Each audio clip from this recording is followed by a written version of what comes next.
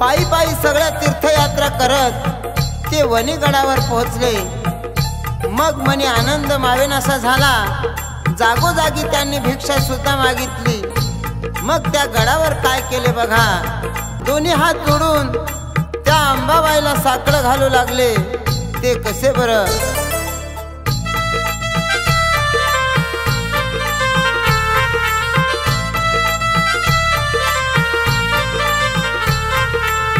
आई अंबाबाई आज सांगतो तुला ग, दर्शन द्यावे आई भोळ्या भक्ताला ग।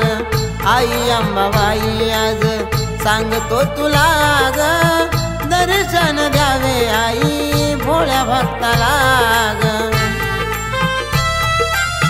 पायी पायी आई तुझ्या गडावर आलो, तहान भुकेन आई व्याकुळ मी झालो। माझ्या पायाचे फोड कसे दाऊ मी तुला ग, दर्शन दे आई भोळ्या भक्ताला ग। दर्शन द्यावे आई भोळ्या भक्ताला ग। त्या अंबाबाईला दोन्ही हात जोडून विनवणी केली आणि सरळ मार्कंडे डोंगराला निघून गेले। मार्कंडे ऋषीचे दर्शन घेऊन एका गुफेमध्ये जप केले। मनात कान्होबाच्या दर्शनाची ओढ निर्माण झाली, पण जोडीला कोणी सुद्धा येईना। देवाला विनवणी केली आणि देवाला साकडे घातले। ते कसे बरं? देवा माया बापा, काय रे माझ्या नशिबाचा ठेवा, कधी भेट देशील देवा। काय रे माझ्या नशिबाचा ठेवा, कधी भेट देशील देवा।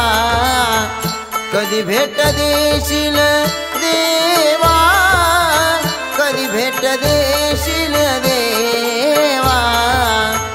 काय रे माझ्या नशिबाचा ठेवा, कधी भेट देशील देवा।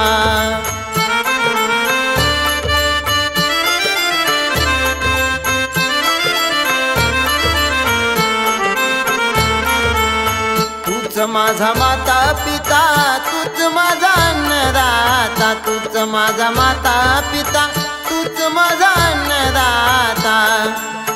तू आहे जगन्नाथा, जाणून घे माझी व्यथा। तूच आहे जगन्नाथा, जाणून घे माझी व्यथा। कल्याण एकनाथा तुझा रहेवा, काय रे माझ्या नशिबाचा ठेवा, कधी भेट देशील देवा। दोन्ही हात जोडून देवा तुला वंदन करतो।